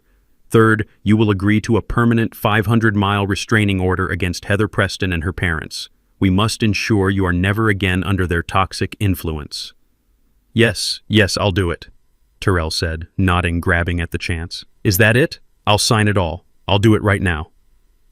And fourth, George said, his voice dropping, the most important condition, the one that Mr. Coleman, your father, designed himself. The heavy glass door clicked shut, plunging the room into a sudden, thick silence. The echoes of Heather's screaming and Richard's threats seemed to be sucked out of the room, leaving a vacuum. They were all gone. The Prestons with their fake wealth and real cruelty. Heather with her venom and her ambition. They had vanished like a bad dream. The only one left was Terrell. He hadn't left. He couldn't. He was a heap on the floor by the conference room door, a 38-year-old man in a rumpled suit sobbing into his hands. He was a man who had just lost his wife, his in-laws, his house, and a $35 million fortune, all in the span of 15 minutes. He was completely, utterly, and finally alone. Diane let out a long, shaky breath and sat down heavily in her chair. Monique, my niece, moved quietly to stand behind her, placing a comforting hand on her shoulder. George Patterson. My lawyer showed no emotion at all. He walked calmly back to the head of the table. He picked up the signed 10-page care and property transfer agreement, the confession, and tapped it neatly against the table. He placed it carefully into a new, unmarked folder. Terrell didn't move. He just knelt on the expensive rug, his shoulders shaking with these awful, gasping, choked sobs. They were the sounds of a child who finally understands far too late that he is in terrible, irreversible trouble. I wanted to feel something. Pity, anger, anything. But I just felt empty. I felt a vast, aching sadness for the boy I had raised and the man he had failed to become. I let him cry for a long, heavy minute. He needed to feel the absolute bottom of the pit he had dug for himself. Finally, George cleared his throat. "Mr. Coleman." Terrell flinched at the formal name. He slowly, painfully pushed himself up from the floor. His face was a wreck, red and swollen, his suit stained with his own tears. He looked at George, his eyes wild with terror. "Please," Terrell whispered. His voice was hoarse. Just let me go. I'll leave. I'll go to a motel. I won't bother you again. I have nothing. It's over." George Patterson stared at him, his face impassive. "You are mistaken, Mr. Coleman. You still have a great many things." Terrell looked confused. "What?" "You have criminal liabilities," George stated. Terrell's head snapped up. What are you talking about? It's over. It's a family matter, an inheritance thing. You won. You took it all." "This was never a meeting about an inheritance, Terrell," George said, his voice dropping, becoming the sharp clinical voice of a prosecutor. "This was a meeting to finalize the evidence against you. You seem to be under the impression that this ends here. It does not. It ends in a courtroom." "Evidence for what? For what?" George actually pulled a new yellow legal pad from his briefcase and clicked his pen. "Let's list them, shall we?" "First," he said, "conspiracy to commit felony elder fraud. You, your wife, and your in-laws conspired to deprive your parents of their legal property by making fraudulent claims of mental incompetence." He held up the stack of papers they had all signed. "A charge to which you have all very helpfully just confessed to in writing, with witnesses." Terrell began to shake a visible tremor that started in his hands. "No, we just thought." "Second," George continued writing on the pad, "attempted wire and bank fraud, a federal offense. 3 months ago, you and Richard Preston personally petitioned the First National Trust Bank to gain control of the Coleman Trust's assets, making false claims about your father's mental state. The bank's security footage is excellent. The manager's testimony is even better." I was just worried about him," Terrell pleaded. "Third," George went on, ignoring him, "forgery, attempting to access bank funds using what you believe to be your father's authority. And finally, my personal favorite, felony elder abuse. You intentionally and systematically inflicted profound emotional and mental distress on your parents, both citizens over the age of 65, for the explicit purpose of financial gain. In this state that carries a mandatory minimum prison sentence." The word hung in the air. Prison. Terrell's face went from pale to a sickly greenish white. He wasn't crying anymore. He looked like he was going to be sick. "Jail," he whispered, his voice cracking. You're talking about jail." "I'm talking about prison, Terrell," George said, his voice like ice. "Men like Richard Preston, white-collar criminals, they get prison. But men like you who gamble away $750,000 and then try to defraud their elderly parents to cover it up. Judges are not kind to men like you." Terrell's legs buckled and he collapsed back into the nearest chair. He didn't look at George. He didn't look at Diane. He turned his wide, terrified, pleading eyes to me. "Dad," he choked out. "Dad, please. You wouldn't." He stumbled out of the chair and fell to his knees in front of me. He grabbed the legs of my new suit. "Dad, please. You wouldn't send your son to prison. You wouldn't do that. It was Heather. It was her parents. They put those ideas in my head. They told me it was normal. I was desperate. I love you, Dad. I've always loved you. Please don't do this." I looked down at the 38-year-old man sobbing at my feet. "You love me," I repeated. The words felt like gravel in my mouth. "You tried to have me declared insane and locked away in a nursing home, Terrell. Is that what love looks like to you? You stood in my kitchen in my house and you told me I should just accept being moved to the basement. I didn't," he sobbed. I was scared. You were greedy, I said. And now you are pathetic. You asked me if I would send my son to prison. Let me ask you, would a son try to send his father to a mental asylum? You already have my answer. You gave it to me yourself last night. I looked at George. George, is there a way for him to avoid this? Tyrell looked up, his face slick with tears, a new, desperate hope flooding his eyes. Yes, George said. As I told Mr. Coleman before this meeting, he is conditionally merciful. He is willing to instruct my office not to forward this entire beautiful airtight file to the district attorney's office. Anything, Tyrell cried, still on his knees. I'll do anything, Dad, I swear, anything. On one, George said, very specific set of conditions. They are absolute, they are non-negotiable. Do you understand? Tyrell nodded frantically. Yes, just tell me. First, George said, you will sign the full and detailed confession of your actions, which my team has already prepared based on the document you signed earlier. Second, you will sign the divorce papers we are drafting right now, citing irreconcilable differences and waiving all claims to any community property present or future. Third, you will agree to a permanent 500-mile restraining order against Heather Preston and her parents. We must ensure you are never again under their toxic influence. Yes, I'll do it, Tyrell said, nodding, grabbing at the chance. Is that it? I'll sign it all. I'll do it right now. And fourth, George said, his voice dropping, the most important condition, the one that Mr. Coleman, your father, designed himself. Tyrell was still on his knees, looking up at George, waiting for the final blow. He was a cornered animal ready for anything. But before George could speak, Diane held up her hand. Wait, George, just wait.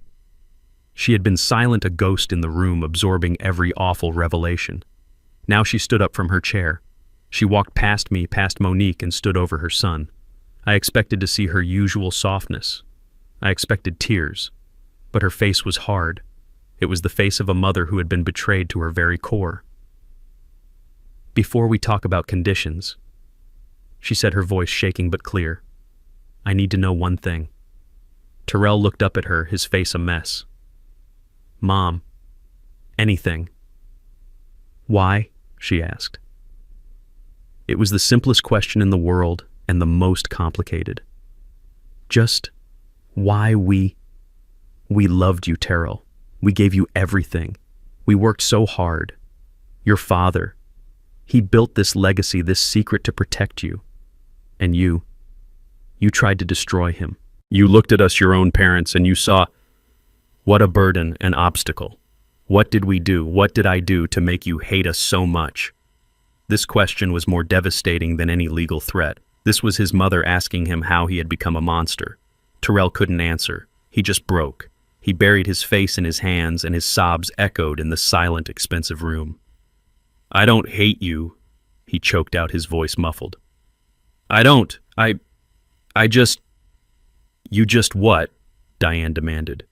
What was more important than us? He looked up, and the truth, the ugly, pathetic truth, finally came pouring out of him. I was ashamed, he yelled, the words ripping from his throat. I was always ashamed. I frowned. Ashamed of what? We gave you a good home. We gave you an education. You don't get it, he cried, looking at me. You never got it. I grew up in that simple house, that humble house. I went to the State University while all my friends went to Yale and Harvard. You were an architect, Dad, but you drove a 10-year-old Honda and fixed your own roof. Mom, you were a homemaker, but you cut coupons and shopped at discount stores. You called it frugal. You called it valuing labor. He laughed that broken, terrible laugh again. You know what they called it, my friends? They called it poor. They called it cheap. So you were ashamed of us, I said. It wasn't a question. And then he continued, ignoring me. I met Heather and her family. Richard, Barbara. They had things. They didn't just have money, they had class. They talked about summers in the Hamptons, skiing in Gestad clubs that I didn't even know existed. They were better. They are criminals, Monique said, speaking for the first time. I didn't know that then, Tyrell screamed at her. I just knew they were everything I wasn't. I wanted to be one of them. I wanted Heather. And to get her, I had to lie. I told her you were old money. I told her you were eccentric, and that you were modest by choice, but that you were secretly loaded. He looked at me, a bitter irony in his eyes. Turns out, I wasn't even lying, was I? You were loaded. You just never told me. The lie just got bigger. He went on, his voice dropping to a whisper. I had to buy her the ring. I took out a loan. I had to take her on vacations we couldn't afford. I took out another loan. Then I had to keep up. The condo, the car, the dinners, and the betting. I thought I could make one big score. Just one. Pay it all off. Live the life I was pretending to have. But you didn't win, I said. I never won, he whispered. I just lost, and lost, and lost. So you came for us, Diane said, her voice flat. When your lies ran out, you came for us. Terrell nodded, his shoulders slumping in total defeat. Heather's parents were coming to town. They wanted to see the estate. They wanted to meet the eccentric parents. I was trapped. I knew the moment they saw the house, the moment they met you. The jig was up. They would see you just as you were. Simple. And you couldn't have that, I said. No, I couldn't. So the plan to declare me incompetent, it was Richard's idea, he said, grabbing at the excuse. He said it was a standard high net worth move, that it was estate planning to protect the assets from erratic decisions. I went along with it. I thought, if I could just get control of the money, I could fix everything before you even knew it was gone. And when that failed, I pressed. What was the plan last night, Terrell? He wouldn't look at me. He looked at the floor. Tell me. It was desperation, he mumbled. Heather and her parents. They said we had to take control, that you were an obstacle, a burden. They said if we moved in, took charge, showed you that we were the ones in control, you would just give up. Give up, Diane repeated, horrified. You were trying to break our spirits. We were going to sell the house, he admitted. Use the money to pay off the immediate debts, move you and Dad into a nice facility, a really high-end one. We thought you'd be happier there, with people your own age. A facility, I said. You were going to sell our home, the home I built, and use the money to pay your gambling debts, all while locking us away in a nursing home. He stammered. You were ashamed of us, Terrell. I said, the final cold truth settling over us. You were ashamed of our simple life. So you decided to steal it, sell it for parts, and throw us away, all to impress a family of thieves and frauds. He had no answer. He just knelt there, the full, ugly, pathetic truth of his life exposed. He was a weak man, a gambler, and a liar who had tried to destroy his own parents out of shame. Terrell's confession hung in the air, thick and toxic. He was still kneeling on the floor, a broken 38-year-old man who had just admitted to throwing his entire life away because he was ashamed of us. He was ashamed of our love. Diane, who had been standing over him rigid with a mother's pain, slowly raised her right hand. I saw it coming, but I did nothing to stop it. The sound of her palm connecting with his cheek echoed in the high-ceilinged room. It was not a gentle tap. It was a hard, sharp slap that snapped Terrell's head to the side. That, she said, her voice trembling with a fury I had never heard from her in 45 years. That is for making me cry. That is for the terror you put us through. That is for standing in my kitchen and planning to throw your father and me into the basement. Terrell didn't even flinch. He just stayed there, his head bowed, the red mark blooming on his cheek. I thought that was it. I thought that was her final judgment. But then she did something that shattered my own resolve. She let out a great, shuddering sob, and she knelt on the floor in front of him. She pulled his head to her chest and wrapped her arms around him, holding him as he sobbed. And this, she cried, her tears falling into his hair. This is because you are still my son. You are my son, and you are a fool, a terrible, terrible fool, but you are still my son. Terrell's composure, the last of his pathetic defenses, completely shattered. He howled. It was a sound of pure, bottomless grief. He clung to his mother, his face buried in her shoulder, and they knelt there together, two halves of a broken heart, crying for the family that he had just destroyed. Monique turned her back, walking to the window to give them a moment of privacy. George looked at me, his face impassive, but his eyes said, "What now, Louis?" I let them cry for a full minute. I let the poison out, but this was not the end. This was the beginning of the consequences. I walked over to them. "Diane?" I said, my voice firm but not unkind. "That's enough." I placed my hand on her shoulder. She looked up at me, her face a mask of tears. "George, Monique," I said, "please give us a moment. My wife, my son, and me." George nodded. He and Monique quickly and quietly left the conference room, closing the heavy door behind them, leaving the three of us alone. I looked at Terrell, who was still kneeling, and at Diane, who was sitting on the floor beside him. "Get up, Terrell," I commanded. He sniffled, wiping his nose on the sleeve of his expensive rumpled suit. He looked like a disobedient child. "Dad, Get up." He slowly, painfully pushed himself to his feet. He stood before me, his head bowed, his shoulders slumped. "You have two paths," I said, my voice cold and hard. "I need you to listen very carefully. George and I have prepared a file. It contains the bank records, the testimony from the bank manager, the audio recordings of your Plan B conversation, and the signed confession that you and your criminal in-laws just gave us. It is enough to send you, Heather, and both her parents to prison for a very long time. That is path A. You and I and your mother never speak again." Terrell's eyes widened in raw terror. "Dad, no, you said there were conditions." "I did," I said. "And that is path B. You will avoid prison, Terrell. You will not face criminal charges from me, but you will pay for what you did. You will pay in a way that you finally understand. And these conditions, they are not negotiable. You will agree to all of them right here, right now, or I will call George back in here and he will walk that file straight over to the district attorney's office. Am I clear?" Yes, Dad, clear," he said, nodding frantically, his eyes desperate. "Anything, I'll do anything." "Good." I began to pace. "First, you will go into treatment, not just therapy. You are a gambler. You have an addiction. You will check into a 30-day inpatient program and you will follow it with outpatient meetings for as long as the doctor deems necessary. Am I clear?" "Yes, Dad." "Second, you will find a job.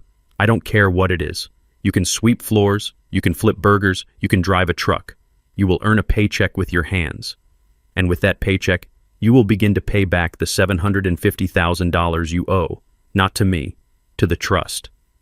You will pay it back with interest. You will not receive one single penny from me or from your mother or from the trust. Your inheritance is gone. Forever. Am I clear?" He swallowed hard. The reality of a lifetime of debt, of working-class labor, was hitting him.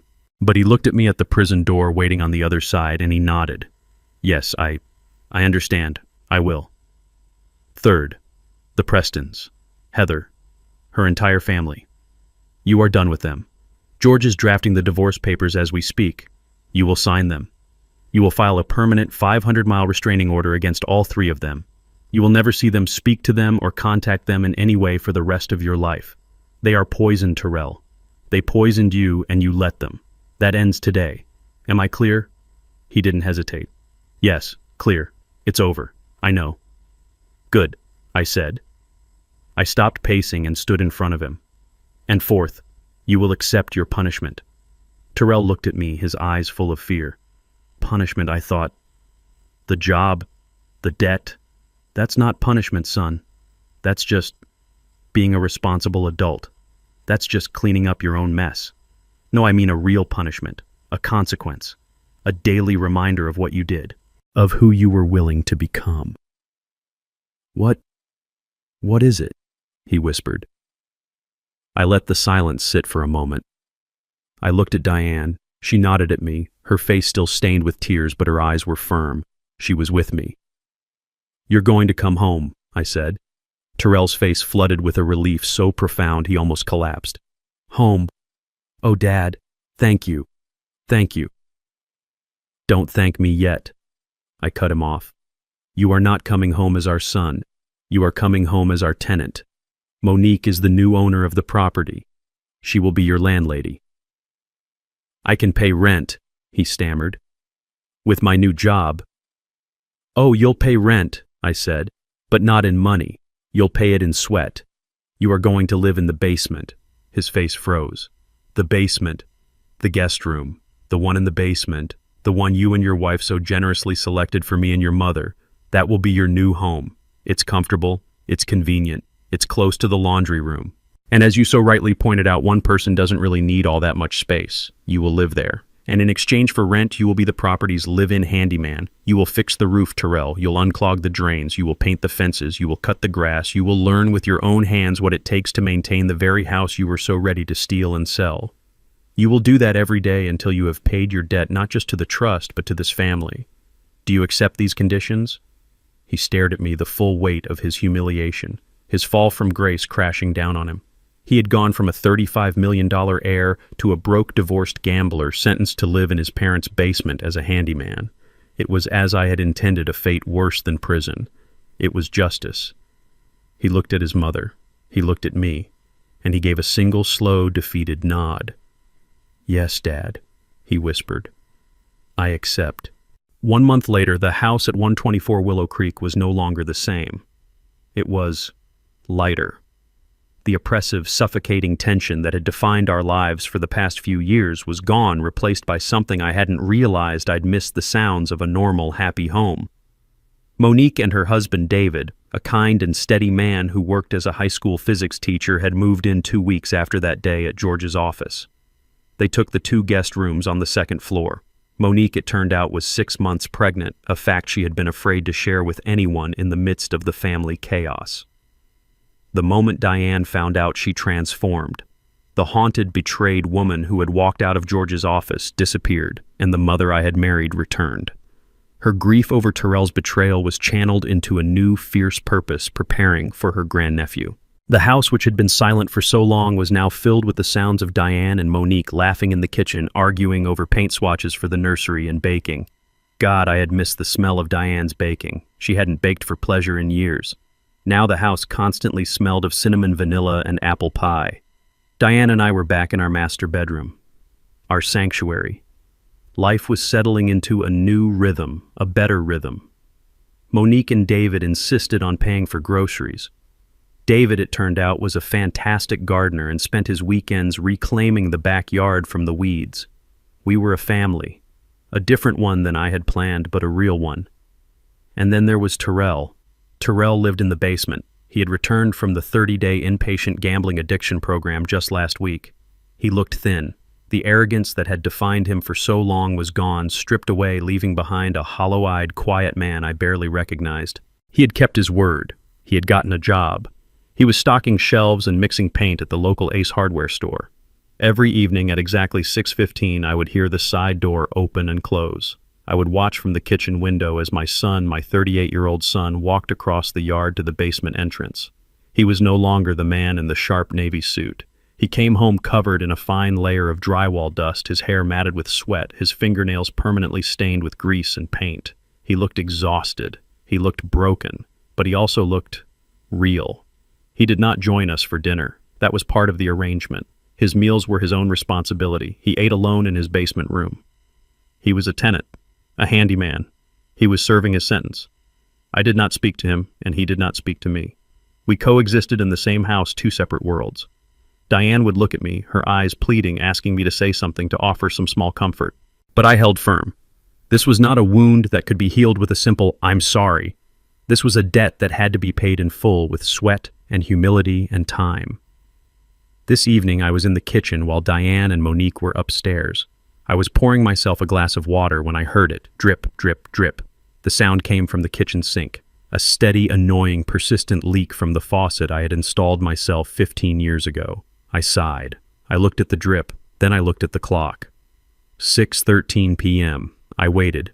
At 6:15 on the dot, I heard the side door. I watched Terrell walk past the window, his head down, his shoulders slumped, carrying his lunchbox. I dried my hands and walked to the basement door. I opened it and walked down the stairs. The room was clean, sparse. A single bed neatly made, a small desk, a hot plate in the corner. Terrell was standing in the middle of the room just taking off his heavy paint-stained work boots. He froze when he saw me. He looked like a startled animal. "Dad," he said. His voice was hoarse. "The faucet," I said, my voice flat, all business. "The one in the kitchen. It's leaking. A seal is probably worn out. I need you to fix it." Terrell just looked at me. For a second, a flash of the old arrogant Terrell sparked in his eyes. The marketing director who didn't fix things. The man who hired people. I met his gaze unblinking. The spark died. He looked down at his dirty hands. "Okay," he said quietly. I'll need to go back to the store tomorrow. Get a new O-ring set for that model." "Fine," I said. "See that you do. Monique needs the kitchen for dinner." I turned to leave. I was halfway up the stairs when I stopped. I didn't turn around. "Your mother," I said, my back still to him. "She made that chicken cacciatore you like. There's a plate saved for you on the stove." I heard a sharp intake of breath from the room below. I waited. I heard a sound, a small choked noise. "Thank you," he whispered. His voice was thick. "Please, tell her thank you." I stood there for a moment longer, my hand on the railing. I was not ready to forgive him. I was not even close. But I knew what I was seeing. "You're paying your rent, Terrell," I said, still not looking at him. "You're getting your hands dirty. You're doing it on your own." I paused, and the final words came out heavy with the weight of everything we had lost and everything that was still broken. "For the first time in your life, you're doing it on your own." I walked up the stairs and closed the door, leaving him alone in the basement with his tools and the dinner his mother had saved for him. The phone rang 2 weeks later. It was George. His voice was crisp, efficient, and held a note of finality. "Louis," he said, "I wanted to give you the final update on the Preston side of things. It's officially over." I was sitting at my kitchen table nursing a cup of coffee. Through the window I could see Diane and Monique in the backyard, sitting on the porch swing, talking animatedly about the baby that was on the way. "What happened, George?" I asked, my voice calm. "Richard Preston," George began, "was arrested by federal agents an hour ago at his golf club, right on the 9th hole." I closed my eyes. Justice. "The SEC investigation we uncovered was the final nail," George continued. "He wasn't just borrowing from his clients, Louis. He was running a full-blown Ponzi scheme. He's looking at 20 years minimum. He's not getting out." I thought of that arrogant, condescending man who had laughed in my face and told me I was irrelevant. He was a man who measured everyone by their bank account, and his, it turned out, was built on pure fantasy. "And his wife Barbara?" I asked. "Completely wiped out," George replied, and I could hear the grim satisfaction in his voice. "Every account she had was tied to his fraudulent business. The house has been seized by the feds. The cars are gone. She's currently living in a Motel 6, according to my investigator. She's functionally bankrupt." "Worse," George added. "She had the audacity to try and call my office demanding that the Coleman Trust pay for her legal fees. She claimed she was a victim of my aggressive tactics." "What did you do?" "I sent her a bill," George said flatly, "for the emotional distress she caused my clients, Mr. and Mrs. Louis Coleman. She won't be calling again. The Prestons Louis are finished, socially, financially, and legally. They flew too close to the sun and they got burned." I felt a quiet sense of order settle over me. It wasn't joy, it was just completion. "And the daughter?" I asked. I couldn't bring myself to say her name. "Ah, yes, Heather. She's been busy," George said. "How so?" "She filed for divorce immediately, just as she had threatened. Her lawyer, a real shark from a downtown firm, filed a motion to seize all of Terrell's assets as emergency alimony. She was still convinced, even after everything, that the $35 million was hiding somewhere. She was convinced that we were just playing an elaborate game." "What happened?" I asked, though I could guess. George actually chuckled, a dry, humorless sound. "It was anticlimactic. We had Terrell submit his last 3 pay stubs from the Ace Hardware store. We provided a notarized copy of his new lease agreement for the basement room. We showed his bank account, which currently has a balance of $212.48. I pictured Heather's face. "Her lawyer," George said with deep satisfaction, quit the case this morning. He cited non-payment of services. It seems Heather couldn't afford her own shark. She has no job, no skills, and her parents' credit cards are now just useless pieces of plastic. She gets nothing. So she's left with nothing. She is left with exactly what she brought into this family, George confirmed. A bad attitude and a lot of expensive, out-of-style clothes. There was a pause. Don't feel too sorry for her, though, George added. My investigator did one last follow-up purely out of professional curiosity. She's already back on the market. She was spotted last night at a gala at the art museum trying to talk to a 90-year-old oil baron. She's hunting for her next victim. I shook my head, a small bitter smile playing on my lips.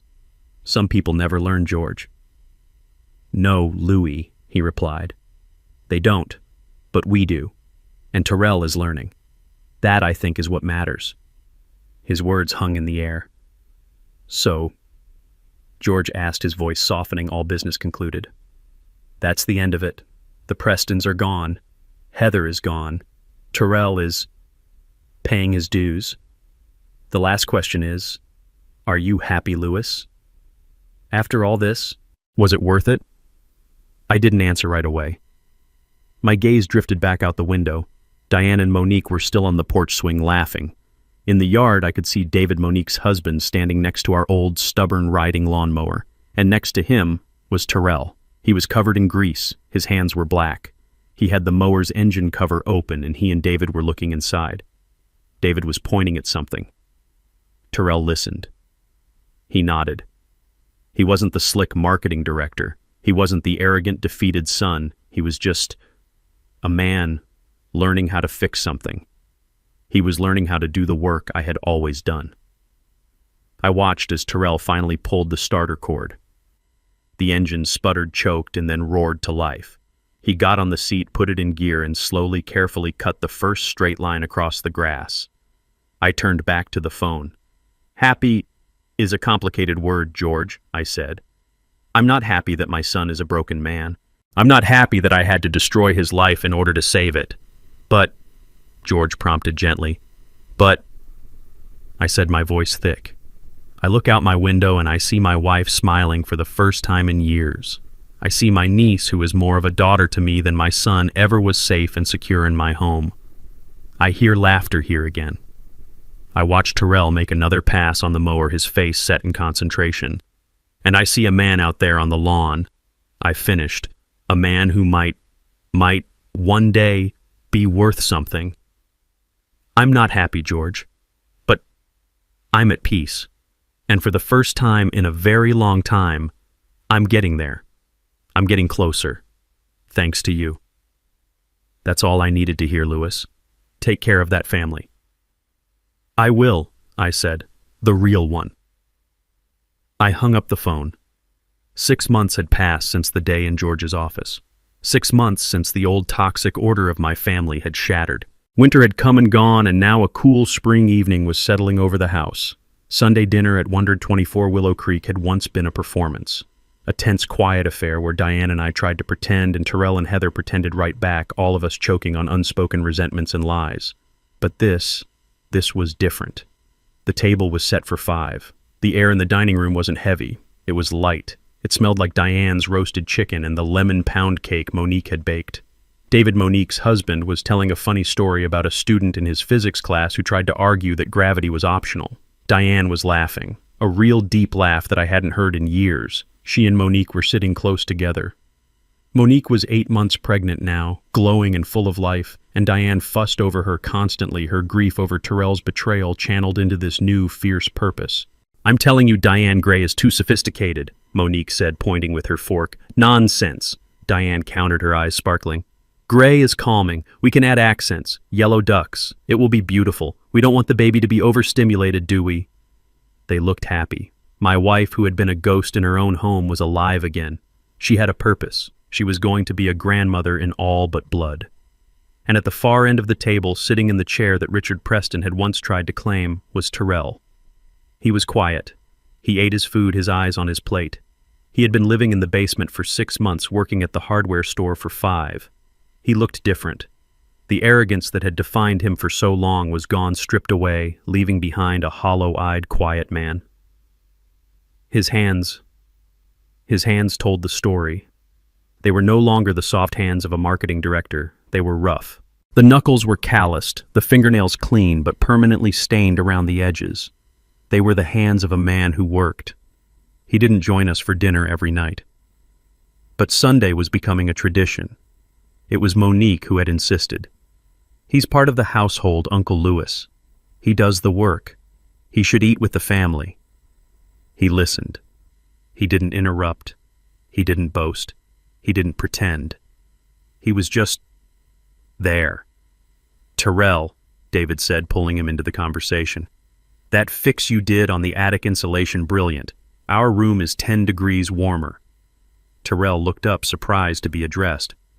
"Oh, it was just some fiberglass batting. The old stuff was compressed.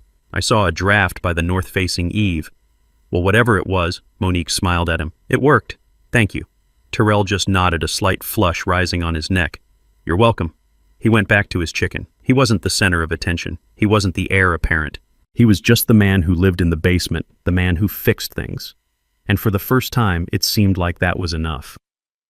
After dinner, Diane and Monique started clearing the plates, arguing over who got the last piece of cake. David went upstairs to read. I did what I always do. I went to the front porch. The air was cool, crisp, the smell of spring azaleas. I sat in my old rocking chair, the one my own father had built, and looked out at the quiet street. 124 Willow Creek. It was my house again. I heard the screen door creak open and close behind me.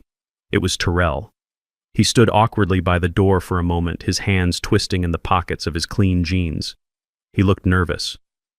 "Dad," he said. His voice was quiet. "Terrell," I replied, not turning. I just kept rocking. He walked over and stood in front of me, blocking my view of the street. He looked smaller, not diminished, just human. Can I talk to you for a minute?" "I'm listening." He took a deep breath. His rough hands were shaking slightly as he pulled them from his pockets. In his right hand he held 2 envelopes. They were standard white business envelopes, slightly crumpled. This is the first one," he said, holding out the first envelope. It was thick. It's the rent for the basement room. I'm 2 days late. I'm sorry, my paycheck didn't clear until this afternoon." I looked at him. I looked at the envelope. His rent, as I had stipulated, was his labor, his work on the house. This was something else. "What is this?" I asked. "Monique and David, they're having a baby," he stammered, not meeting my eyes. "The work I do, it's fine for the house, but they need money. For diapers, for things. It's my paycheck from the hardware store, all of it. For this month. It's $512. Please, tell Monique it's for the baby." I held the envelope. $500. The man who gambled away $500,000 was now handing over his entire hard-earned paycheck. "All right," I said, placing it on the small table beside me. "I'll give it to her." "And," he said, his voice dropping. He held out the second envelope. This one was thin. This is the other thing." I took it. It was lighter. "It's not much," he said, his voice full of a shame that was different from before. This wasn't the shame of being poor. This was the shame of being a debtor. It's $100. It's all I could save after the rent. But it's the first one." I frowned. "The first what?" "The first payment," he said, finally meeting my eyes. "For the $750,000. I know it's just a drop. I know it will take forever, but it's a start. $100. I'll have another 100 next month, maybe more if I get overtime." He stood there exposed, offering this pathetic, powerful gesture. I held the small envelope in my hands. $100 against a debt of $750,000. It was nothing. It was a joke, and it was at the same time the most valuable payment I had ever seen. I looked at the envelope, then I looked up at my son. "You're right," I said, my voice thick. "It's not much. At this rate, it will take you more than 600 years to pay this off, Terrell." He flinched, but he didn't look away. He didn't make an excuse. He just stood there and took the truth. "I know, sir," he whispered. I slowly, deliberately put the envelope with the $100 into the breast pocket of my shirt right over my heart. "All right," I said, patting the pocket. "One payment down, a lot more to go." A single tear escaped his eye and rolled down his cheek. He wiped it away angrily with the back of his rough hand. "Yes, sir." He stood there for another moment. "The faucet, in the kitchen, I fixed it. It won't drip anymore." "Good," I replied. "That's good work." He nodded as if he had just been given the greatest compliment of his life. "Good night, Dad." "Good night, son." He turned and walked back to the basement door, his shoulders straight. I sat there on the porch for a long time, rocking back and forth in my father's chair. I heard the faint sounds of Diane and Monique laughing as they washed the dishes. I heard the distant sound of the city. I felt the crisp spring air on my face. George had asked me if I was happy. No, I wasn't happy. Happiness was too simple a word. I had lost my son, the brilliant, arrogant, weak, lying marketing director. That son was gone forever. I had been forced to destroy him.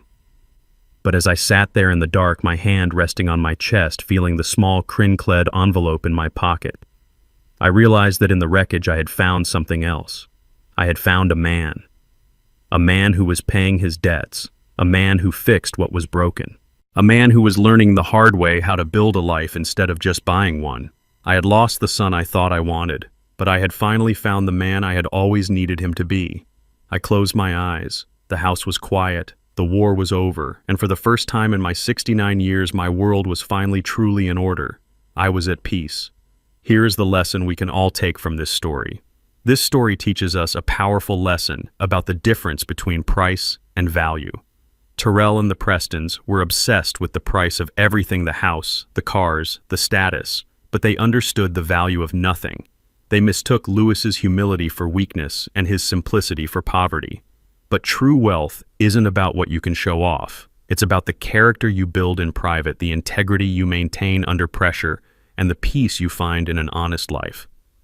Respect, loyalty, and dignity are the only assets that can never be faked, forfeited, or gambled away. What did you think of Terrell's path to redemption? And who do you think was the real villain in this story? Let me know your thoughts in the comments below. And if you like this story and want to hear more, please remember to like and subscribe.